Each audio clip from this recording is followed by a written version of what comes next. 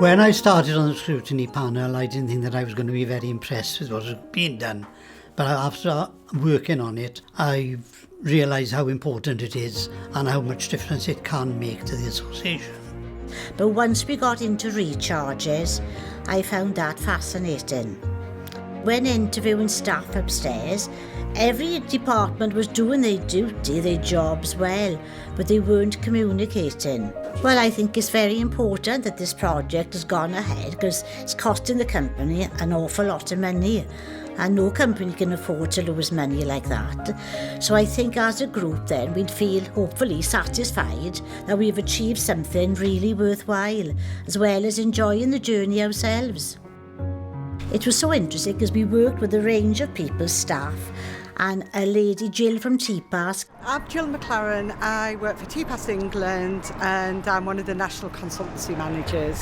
I absolutely love coming to this organisation and working with the scrutiny panel. They're doing some fantastic work, and we've just been looking at recharges and the processes for recharges, and it's gone extremely well over the last couple of days. We've conducted some surveys, been looking at the survey results that we did with tenants about their understanding of recharges, and we went to see a void property where there was quite a few recharges on it, so we could understand, not just from looking at figures on the paper, but actually understand how much it costs the organisation around recharging and putting the property back to how it should be.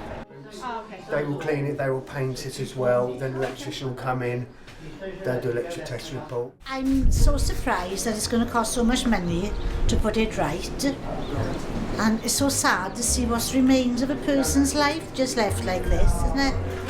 And costing, what we say, £5,000 to... But it's a lovely little house and it'd be a nice home for somebody, and I'm looking forward to seeing it when it's all been done.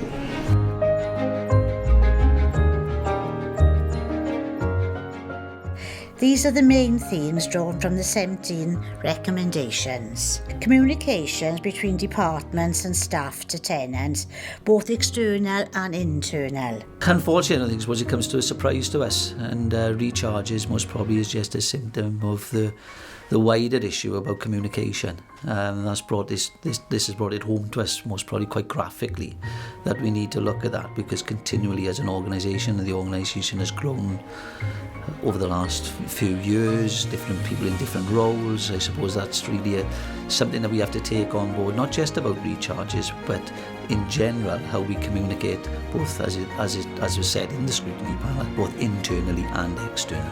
Tenants' understanding of their responsibilities and the need to promote these regularly.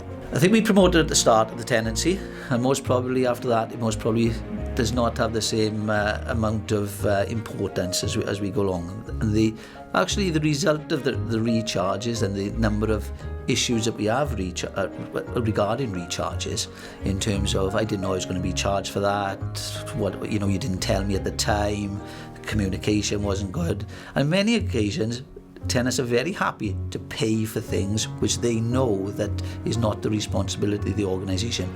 But it is fair, I think that's a fair comment. It's something I think we need to work at in the range of responsibilities, not just about recharges.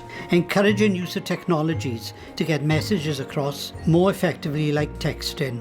One of the things we want to do in the next 12 months is look at how we can use technology better to inform tenants by using our systems to inform people through text messaging, so that when we do make an appointment, they're aware of that. We remind people that they've got an appointment the next day, so it's a key thing for us over this next 12 months.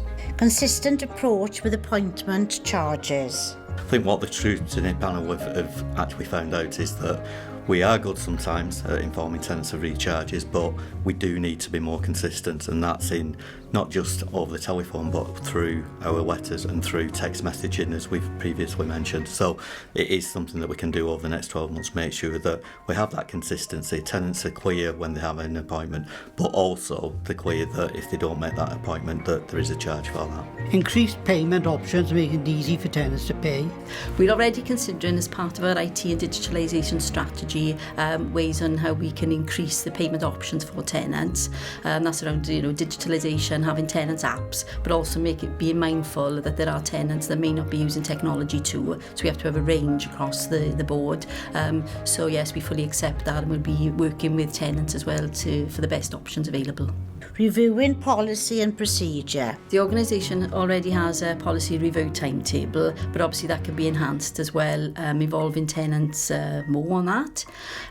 Particularly around the tenant recharge, it would be good to have something that's very clear and concise so tenants are fully aware of what their obligations are. Exploring examples of good practice and implementing when appropriate. I'm really pleased that Tenant Scrutiny have picked up on exploring examples of good practice, because that's what we want to do. We want to do that with our Tenant Scrutiny team, and also possibly looking at other Tenant Scrutiny teams across Wales and what they're coming up with, and how we can share and collaborate and create really, really good practice across the housing sector, because that's going to help tenants wherever they live.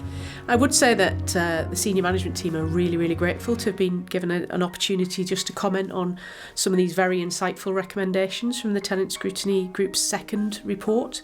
But obviously the relationship is a direct one from the Tenant Scrutiny Group to the board, and it's now for the board to consider what they want to respond to the recommendations about, and how they want to direct the senior management team to deliver some of the solutions. And then we, of course, will be reporting back to both the Tenant Scrutiny team and the board and our wider tenant body on how we've made sure that those recommendations actually affect change in the organisation.